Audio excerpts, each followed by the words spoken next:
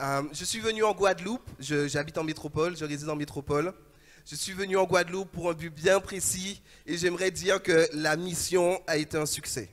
Un franc succès, je suis marié. Depuis 2 semaines, j'ai épousé la merveilleuse jeune femme que voilà, Elodie, grand Choriolzir, tu peux te lever. Tu peux te lever.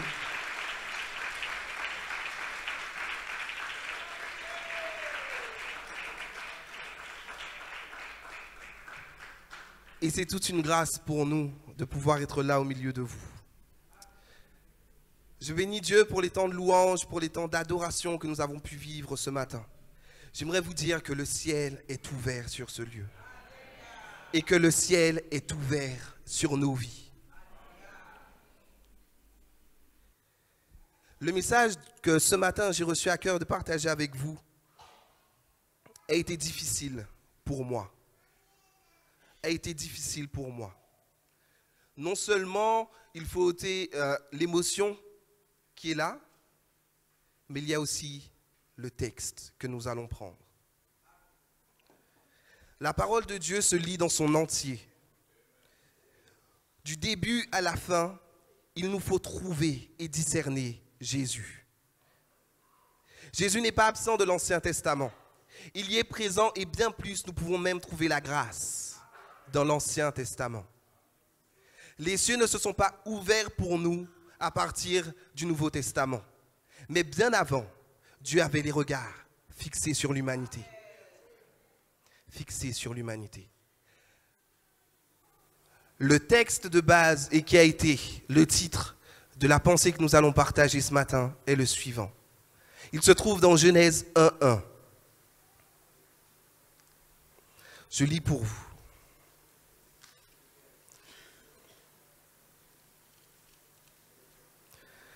Au commencement, Dieu créa les cieux et la terre. Amen.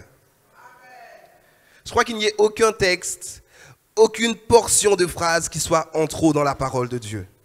Et je suis sûr que ce matin, il y a une profondeur, il y a une richesse pour nous à dégager de ce texte.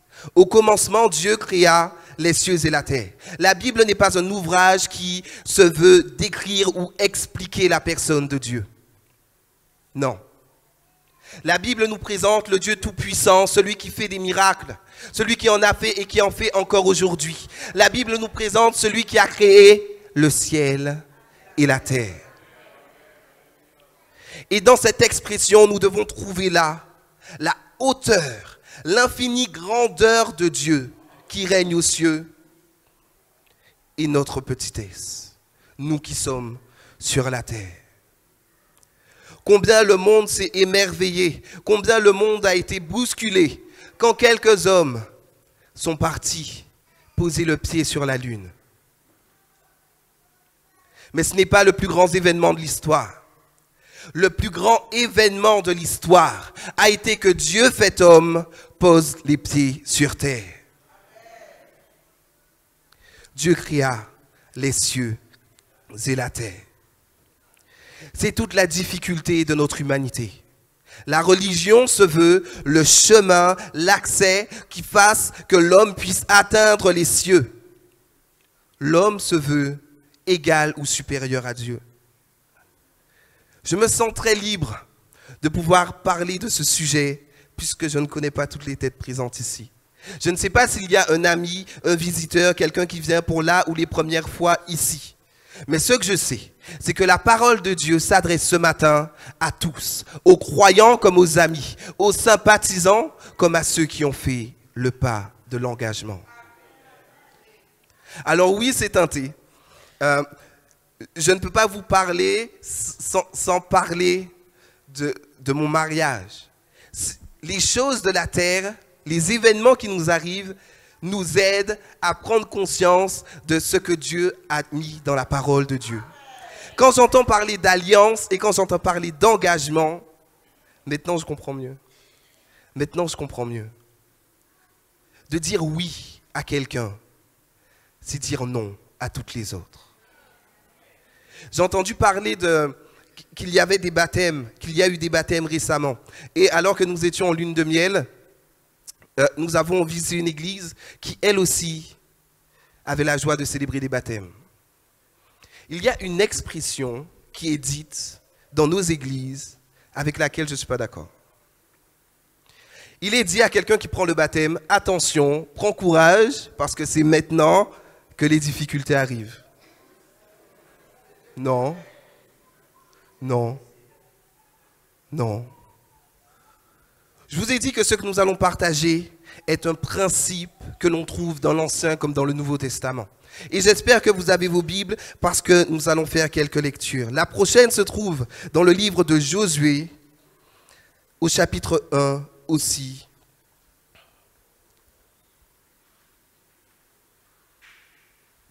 Et nous lirons à partir du verset 1er. Josué, chapitre 1, à partir du verset 1er. Nous lisons. Après la mort de Moïse, serviteur de l'Éternel, l'Éternel dit à Josué, fils de Nun, serviteur de Moïse, Moïse, mon serviteur, est mort. Maintenant, lève-toi, passe ce Jourdain, toi et tout ce peuple, pour entrer dans le pays que je donne aux enfants d'Israël. Tout lieu que foulera la plante de votre pied, je vous le donne, comme je l'ai dit à Moïse. Verset 4.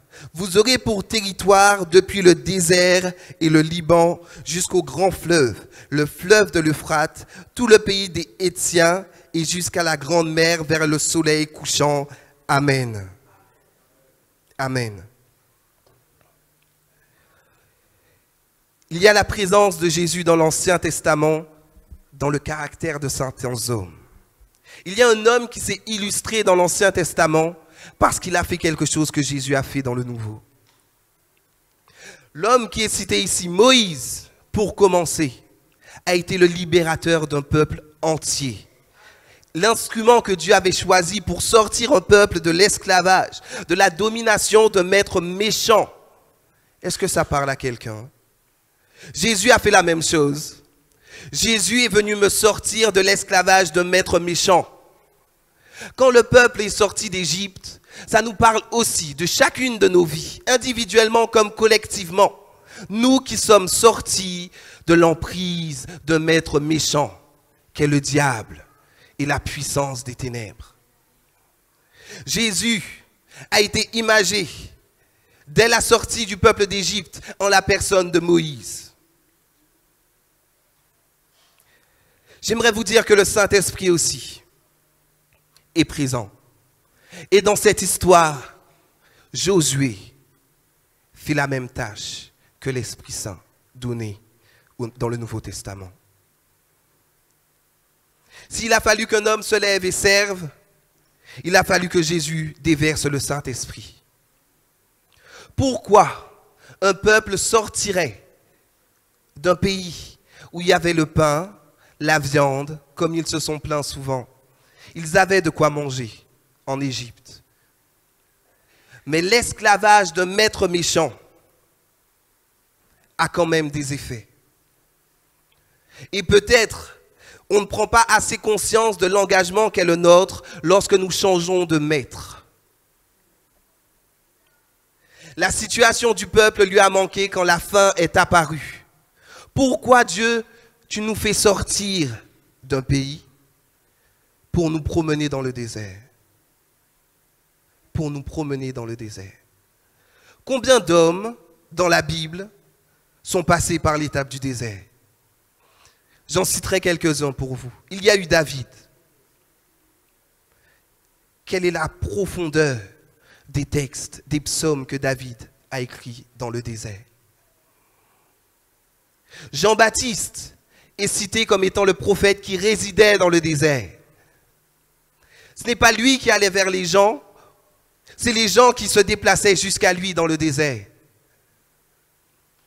Est-ce qu'on peut parler de Jésus? Après même son baptême, c'est l'Esprit Saint qui le poussa dans le désert. Donc la première des choses que je dois dire,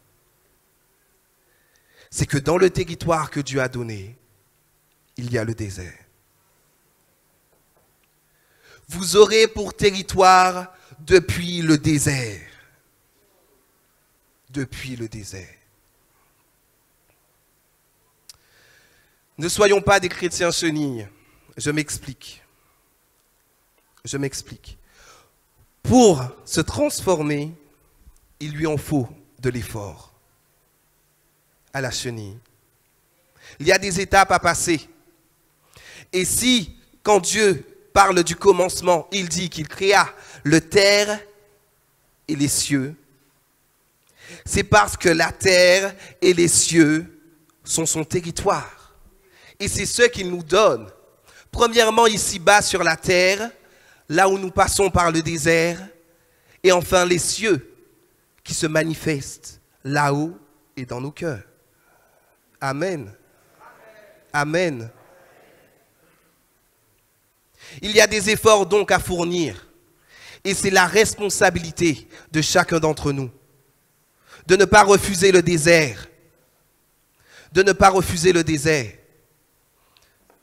Permettez-moi cette image. Combien d'entre vous savent faire du thé avec l'infusion? Voyez ici, j'ai une tasse, mais je n'ai pas tout ce qu'il me faut pour faire du thé. Il me faut de l'eau chaude. Et il me faut le thé.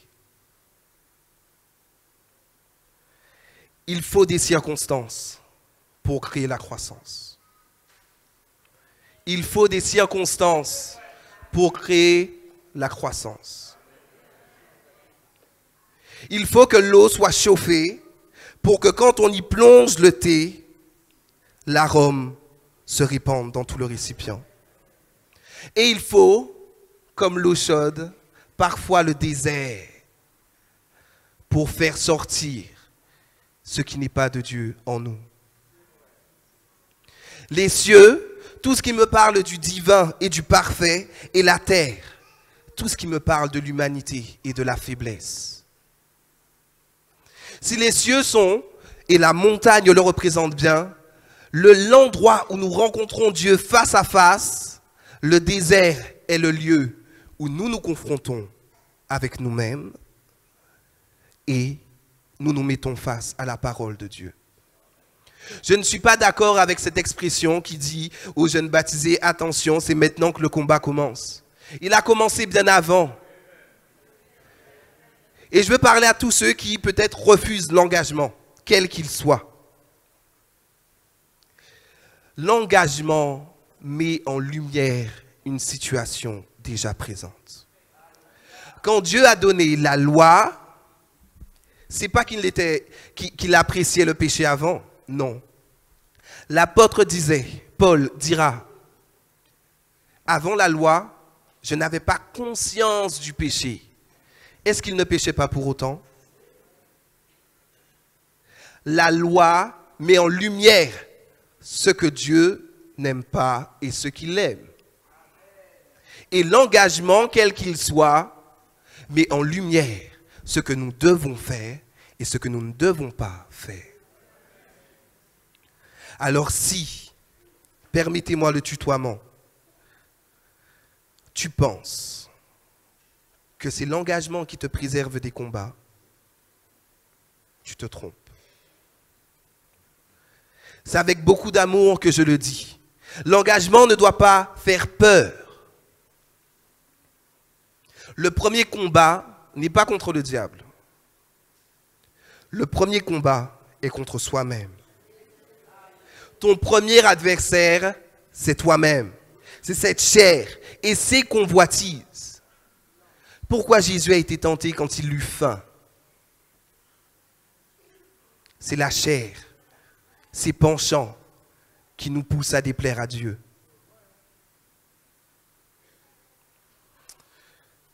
Seigneur, parle à nos cœurs ce matin.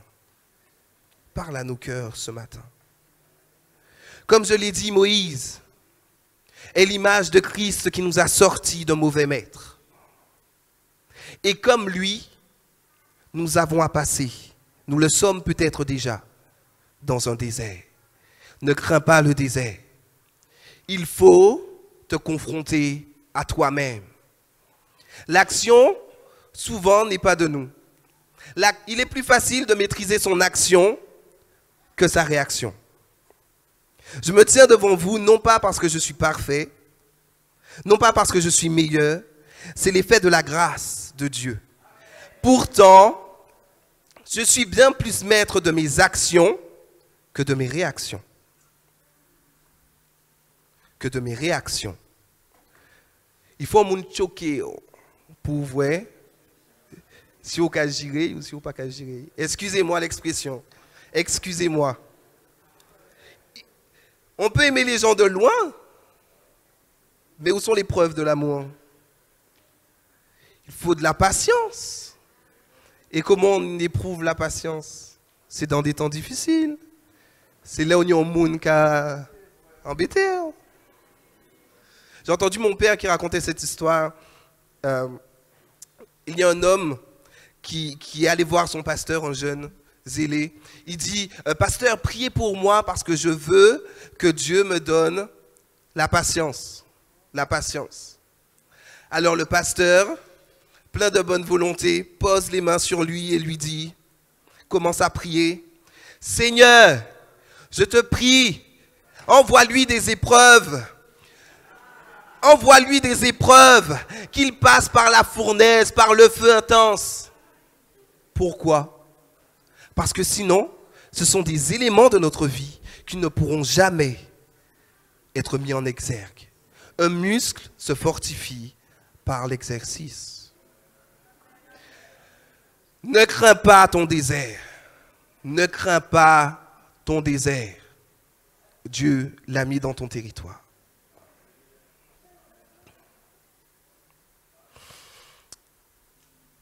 C'est Josué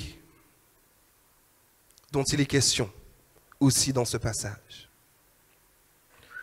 Et Josué a été le successeur de Moïse pour le peuple.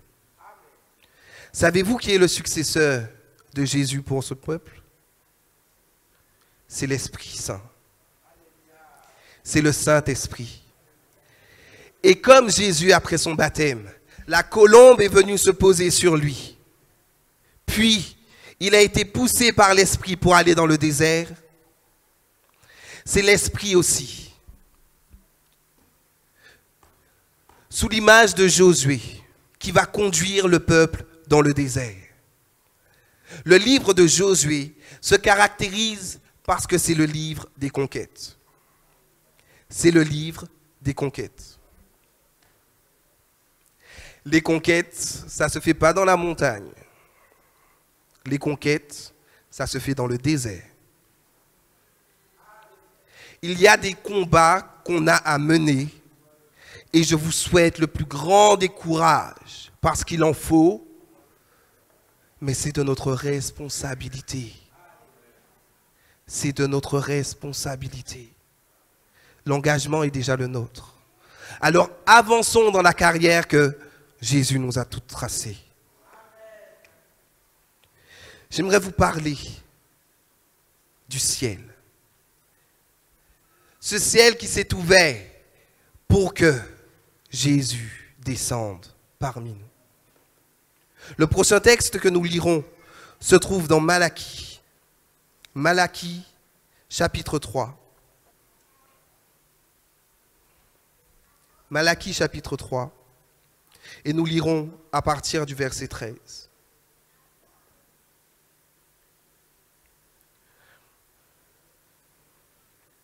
Je lis la parole. Vos paroles sont rudes contre moi, dit l'Éternel. Et vous dites, qu'avons-nous dit contre toi? Vous avez dit, c'est en vain que l'on sert Dieu. Qu'avons-nous gagné à observer ses préceptes et à marcher avec tristesse à cause de l'Éternel des armées? Maintenant, nous estimons heureux les hautains. Oui, les méchants prospèrent. Oui, ils tentent Dieu et ils échappent. Alors ceux qui craignent l'Éternel se parlèrent l'un à l'autre. L'Éternel fut attentif et il écouta. Et un livre de souvenirs fut écrit devant lui, pour ceux qui craignent l'Éternel et qui honorent son nom. Ils seront à moi, dit l'Éternel des armées. Ils m'appartiendront au jour que je prépare. J'aurai compassion d'eux, comme un homme a compassion de son fils qui le sert. Et vous verrez de nouveau la différence entre le juste et le méchant, entre celui qui sert Dieu et celui qui ne le sert pas. Amen. Amen. Comme le peuple dans le désert, il arrive que nous puissions murmurer dans notre situation. C'est quelque chose que j'ai déjà dit, mais j'aime à le répéter. Dieu ne tient pas tant à changer ta situation. Il préférerait te changer par ta situation.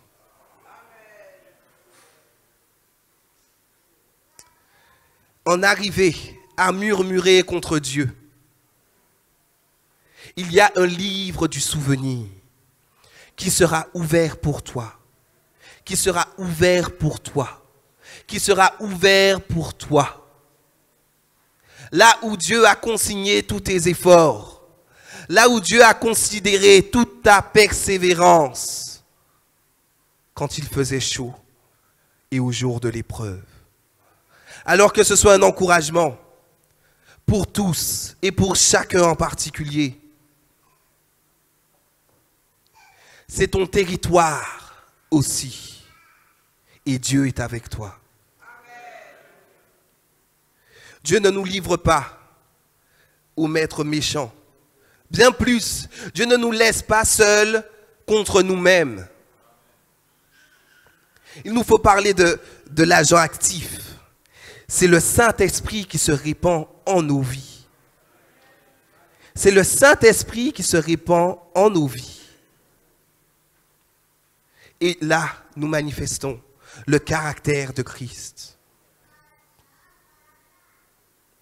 En arriver à murmurer devant Dieu et à croire que les méchants s'en sortiront, il y a un appel ce matin à ceux qui refusent l'engagement.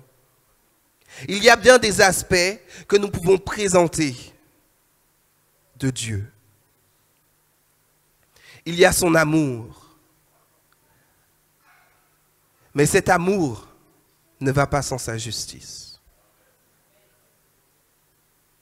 Si la première chose que je puisse vous dire, c'est que Dieu vous aime, il y a dans la suite un avertissement. Il n'accepte pas de conditions. Il n'y a pas de demi-mesure. Et ceux qui pensent que nous irons tous au paradis sont plus aveugles spirituellement que physiquement.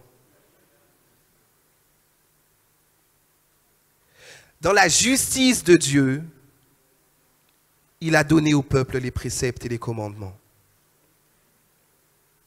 Toi qui es parmi nous ce matin, peut-être on t'a invité, peut-être que tu es venu, que tu fréquentes cette assemblée sans jamais prendre l'engagement. Il y a un jour qui arrivera où ce choix ne sera plus le tien. Il y aura une heure où il n'y aura plus de possibilités. Poursuivons cette lecture à partir du chapitre 4. Car voici, le jour vient, ardent comme une fournaise. Tous les hautains et tous les méchants seront comme du chaume. Le jour qui vient les embrasera, dit l'Éternel des armées. Il ne leur laissera ni racine ni rameau. Mais pour vous qui craignez mon nom, se lèvera le soleil de justice. Amen. Et la guérison sera sous ses ailes. Vous sortirez et vous sauterez comme les veaux d'une étable. Et vous foulerez les méchants, car ils seront comme de la cendre sous la plante de vos pieds. Au jour que je prépare, dit l'Éternel des armées. Souvenez-vous de la loi de Moïse, mon serviteur, auquel j'ai prescrit à Horeb pour tout Israël des préceptes et des ordonnances. Voici, je vous enverrai Élie, le prophète, avant que le jour de l'Éternel arrive, ce jour grand et redoutable. Il ramènera le cœur des pères à leurs enfants et le cœur des enfants à leurs pères, de peur que je ne vienne frapper le pays d'interdit. Le jour arrive et l'Élie est venu. Alors prenons courage et menons les combats qu'il nous reste à mener. Je ne sais pas si c'est la colère, je ne sais pas si c'est le mensonge, je ne sais pas si c'est la jalousie. Je vous l'ai dit, il y a des messages qui sont plus faciles que d'autres. Je ne sais pas quel aspect il nous faut regarder avec courage et dire non. Si j'ai dit oui, c'est pour pouvoir te dire non. Il a donné le pouvoir de devenir enfant de Dieu. Et devenir enfant de Dieu, c'est aussi le rester. Donc, face à ton Goliath, tu peux dire non. Face à cette tentation qui te fait mal réagir, tu peux dire non.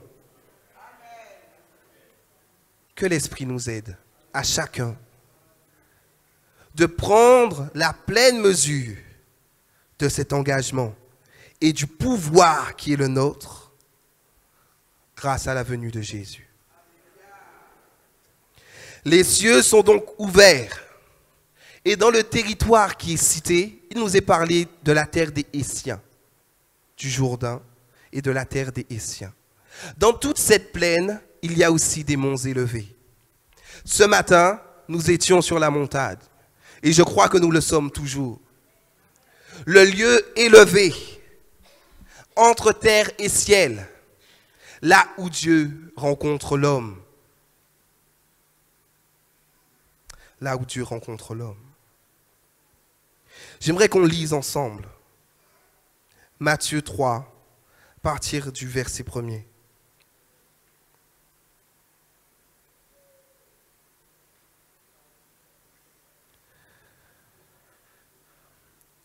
En ce temps-là parut Jean-Baptiste, prêchant dans le désert de Judée. Il disait, « Repentez-vous car le royaume des cieux est proche. » Jean est celui qui avait été annoncé par Ésaïe, le prophète, lorsqu'il dit, « C'est ici la voix de celui qui crie dans le désert. Préparez le chemin du Seigneur, aplanissez ses sentiers. » Jean Baptiste. Il y a un second appel. Si le premier, c'est de recevoir le ciel, le deuxième, c'est de le présenter. Aplanissons donc le sentier. Que la parole ait un chemin large pour atteindre les cœurs. Ce n'est pas de la responsabilité du pasteur de venir dans vos familles, de venir dans nos familles, de venir dans ma famille pour présenter Jésus. Voulez-vous que plusieurs soient sauvés? Voulez-vous que davantage soient sauvés? Il y a plusieurs missions à l'Église, mais il y en a deux de fondamentales. Rendre un culte honorable à Dieu, lui rendre l'adoration qui lui est due. Et c'est ce que nous faisons. Mais l'Église est aussi le témoin vivant, l'ambassadeur de Dieu sur terre. Et en cela, nous avons un appel à manifester, là où nous sommes, le royaume des cieux. Le royaume des cieux.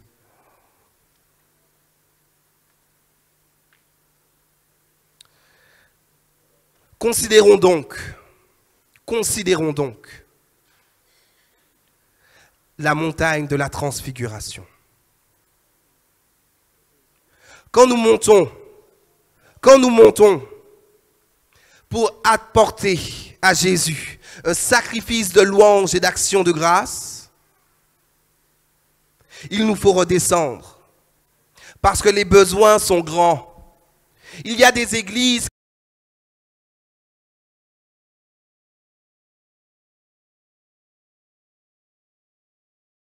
qui se contentent que de louer Dieu.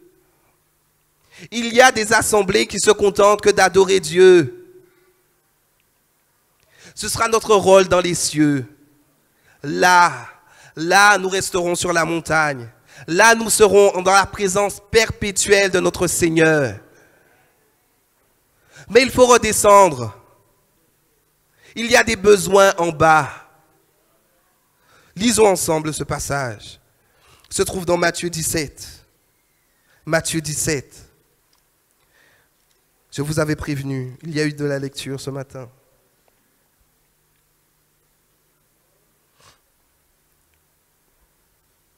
Matthieu 17, à partir du verset 1er. Sommes-nous prêts? 6 jours après, Jésus prit avec lui Pierre, Jacques et Jean, son frère, et il les conduisit à l'écart sur une haute montagne.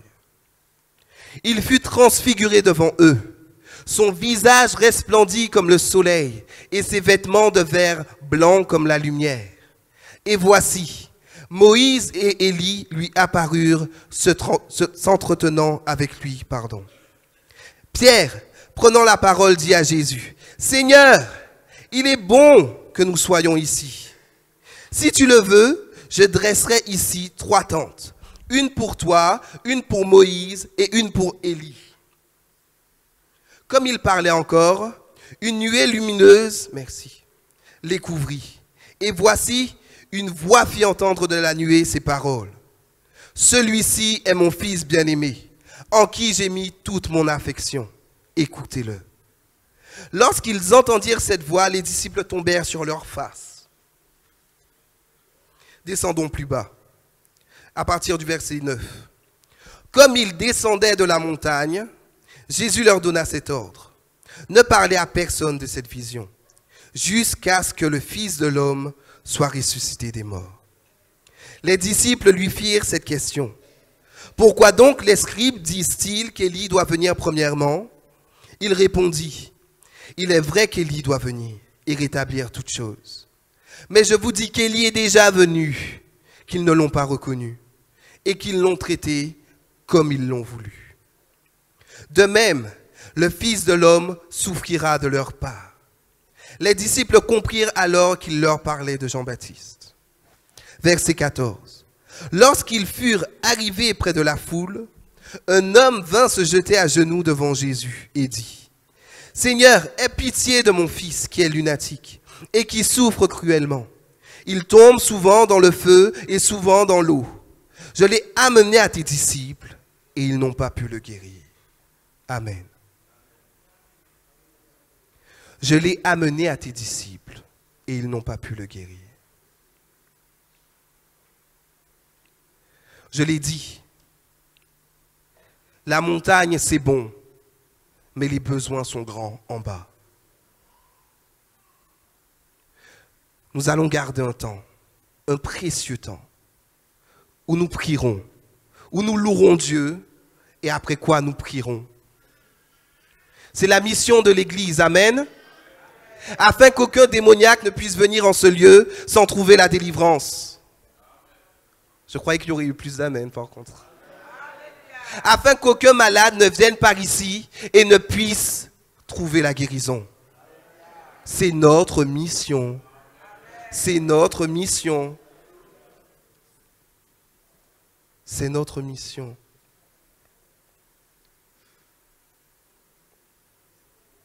Il y a eu un temps où, dressé entre la terre et les cieux, un morceau de bois a porté le Fils unique de Dieu. Il y a eu un temps où Jésus a manifesté son amour jusqu'à venir sur terre et mourir à cause de nos fautes, à cause de mes fautes et à cause des tiennes. J'inviterai l'Église à fermer les yeux, s'il vous plaît. L'amour de Dieu peut nous attirer. Ses bénédictions peuvent nous séduire. mais c'est son sacrifice parfait qui donne la pleine conscience de l'engagement qui est le sien. Tu as entendu parler de l'amour de Dieu. Maintenant, tu en connais aussi la justice. Ce moment est solennel parce que il est présent maintenant. Jésus, celui que tu penses connaître, est présent maintenant. Et entre les cieux et la terre a été dressée la croix sur laquelle il a porté tes fardeaux. Cette croix est descendue, mais ses bras demeurent ouverts. Voudrais-tu le rencontrer en ce matin? J'aimerais faire un appel à l'engagement. Ce premier engagement est d'accepter Jésus-Christ. Je ne pense qu'il n'y ait personne en ce lieu qui n'ait pas entendu parler de Jésus. Maintenant, l'heure du choix et de l'engagement a sonné pour ta vie.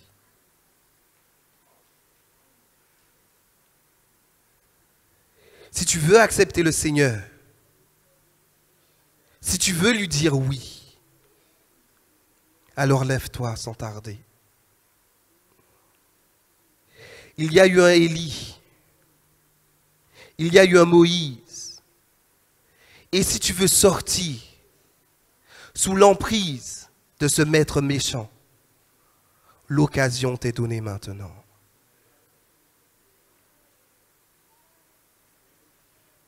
L'Église est le lieu où les hommes rencontrent le Fils de Dieu.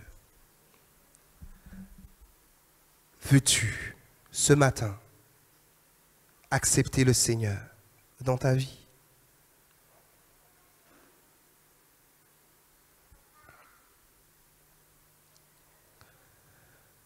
Je n'insisterai pas.